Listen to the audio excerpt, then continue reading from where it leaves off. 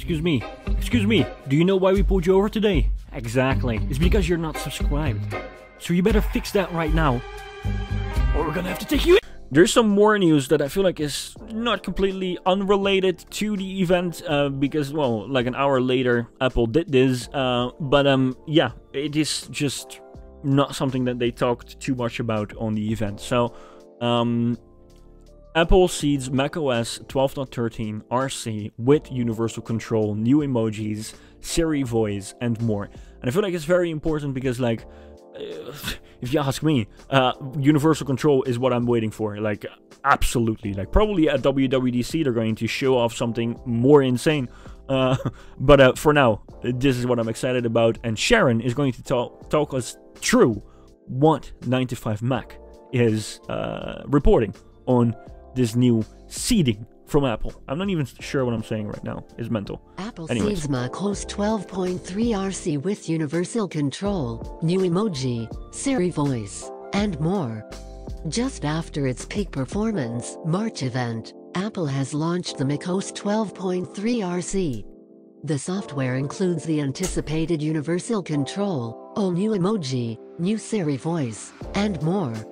The macOS 12.3 RC build 21E230 is starting to show up via OTA for developers and public testers already enrolled in the beta, as well as being available to download from Apple's developer website and public beta website. The macOS 12.3 and iPadOS 15.4 betas have been the first to officially make universal control available to test.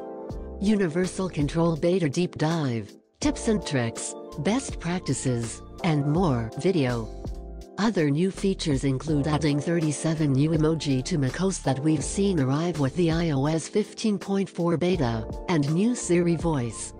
iOS 15.4 beta comes with over 37 new emoji, including melting and peeking face, troll, more. iOS 15.4 adds new Siri voice for American users. Here's how it sounds. More changes include support for the PS5 DualSense adaptive trigger, and a screen capture kit framework for high-performance screen recording. Meanwhile, the kernel used by Dropbox and Microsoft OneDrive is deprecated.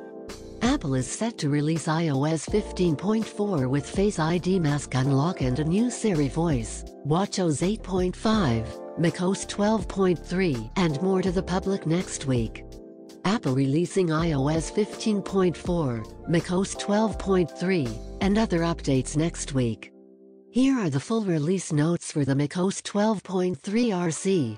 macOS 12.3 adds universal control so you can use a single mouse and keyboard across your Mac and iPad. Yeah, so I also think that universal control is going to be a big feature. Obviously, that's why I'm waiting for it that long. It will be a national holiday at Intel. Yeah, like the release of the Mac Pro, probably. Yeah, that's going to be a very, very long holiday. Every single year, just reappearing for everyone at the Intel office because they're going to be sad as fuck. Anyways, yeah, obviously, like, this is going to be insane. And universal control is literally what I'm waiting for. Like, spatial audio is amazing.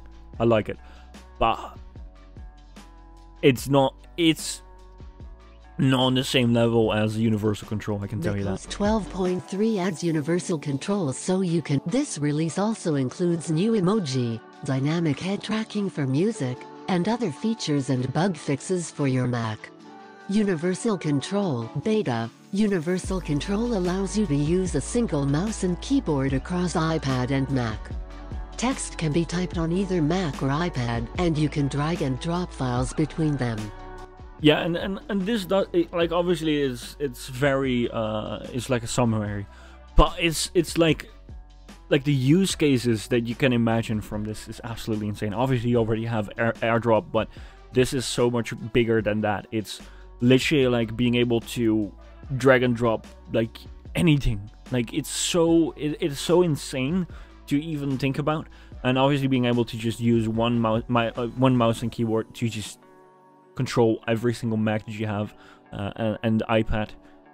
Mental. Like, the use cases that are like not even imagined yet. That's like the proper way of saying it. Are probably going to be imagined now. It's insane. I can't wait for this to be like in the official version of macOS. Spatial audio. Dynamic head tracking is available in music with supported AirPods on Mac computers with the M1 chip. Customizable spatial audio settings for off, fixed, and head tracked are now in Control Center with supported AirPods on Mac computers with the M1 chip. Yeah, so spatial audio is something really cool, especially when you're watching movies, right? It's really cool. With music, I tend to turn it off most of the time, unless I am at home. So at home, it's fine. I'm not too big on it, like on the road or whatever. I just do not really... Yeah, it's not something that I really care about too much on like, yeah, I just turn it off. But at home, it's cool. I just hope it's just like... I feel like it's still not, I haven't tried it in a long time, but when I tried it, it wasn't available for the Apple TV. I just hope it comes to the Apple TV if it isn't there already. And if it is there, I should probably just check it out. Emoji. New emoji including faces, hand gestures, and household objects are available in Emoji Keyboard. Handshake emoji allows you to choose separate skin tones for each hand. This release also includes the following enhancements for your Mac. Siri now includes an additional voice, expanding the diversity of options. Podcasts app adds episode filter for seasons, played, unplayed, saved, or downloaded episodes. Safari web page translation adds support for Italian and Chinese. Traditional shortcuts now supports adding, removing, or querying tags with reminders. Saved passwords can now include your own notes. Battery capacity readings have improved accuracy. This release also includes bug fixes for your Mac. News widgets in Today View may not open articles when clicked. Audio may sound... Yeah, I mean, it's like too important. Yeah, so these updates are definitely going to be very important. But universal control, like I said, like Miski is saying right now, like access denied SAD, it's going to be such a big feature. It's going to be ballin'. It's insane. What do you think the next major macOS is going to do? I have no idea. I have no clue. Like that's the crazy thing. Apple is constantly surprising with the amount of features that they're adding to macOS. It's absolutely insane. But I hope they're going to do a little bit more with the integration of iOS apps and iPad apps on macOS, because I feel like it's there and you can do it, but I feel like they're not doing enough to make it happen for some reason. They're not pushing it too hard, which maybe is a strategy, or maybe they're just looking into something else, but I would love for them to just push it a little bit harder. Maybe with extra features, maybe with extra incentives, I don't know. Make it even easier to make this happen. But yeah, it would be really cool. I know a lot of people are waiting for Genshin Impact to come to the Mac. I know a lot of people are waiting for Call of Duty Mobile to get to the app, to the Mac. So if they could incentivize these game developers to just get these games onto the Mac, I feel like the Mac is going to gain another set of like people that want to use the Mac, even for gaming, right? So it's a very simple step. It's the same architecture, right? It's the same Apple Silicon family, so it could work. Maybe Apple just has to do something with like touch input to keyboard input. Like if they could make some sort of thing that's translating it, or at least trying to translate it, so the developer doesn't have to do a lot to get that working. Maybe that would work.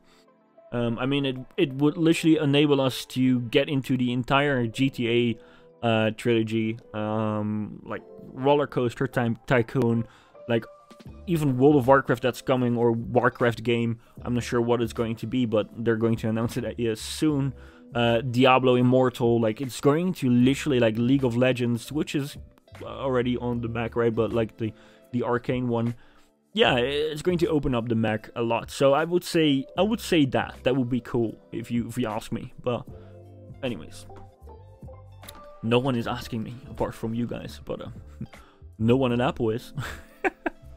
So I just wanted to do a little deep dive into what Mac Rumors is saying on this iOS 15 and iOS and iPadOS 15. They might have some other perspectives. I feel like it's mostly the same. We're not going to read all of it again because I feel like it's just not really necessary. But yeah, something that I'm definitely waiting on the iPhone side of things is obviously the option to use Face ID while wearing a mask with no Apple Watch for authentication, but also to do payments and all that stuff with Apple Pay.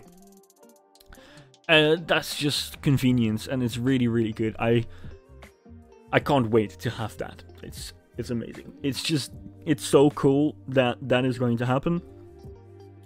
Even though I feel like the masks are kind of going away, they might come back in the winter. You never know. I just want to be prepared, and this is going to help me be prepared. I can tell you that. Anything else? Yeah, the AirTag anti-stalking features announced in February. I feel like that's going to be very important. I'm not sure if they're going to touch on that again on WWDC maybe, but yeah. Let me see. Other new features include a full 120Hz support for app animations. Okay, cool. EU vaccine certificates, which is great. The ability to turn off notifications for shortcuts, automations, and keyword brightness control center on the iPad. Oh, cool. An Apple Card widget, an iCloud keychain, support for adding custom email domains to iCloud Mail. It's decent. It's very interesting, right? This is interesting. But yeah, obviously universal control and for the iPad, and obviously macOS. It's just the main focus for me, and then on top of that, obviously wearing the mask and getting true Face ID. So yeah, it's interesting. I feel like these two updates are going to be very interesting, and obviously, as Maggie is already suggesting, right, WWDC is right around the corner, so we're going to get even more. So I don't know. I feel like a spoiled little girl right now.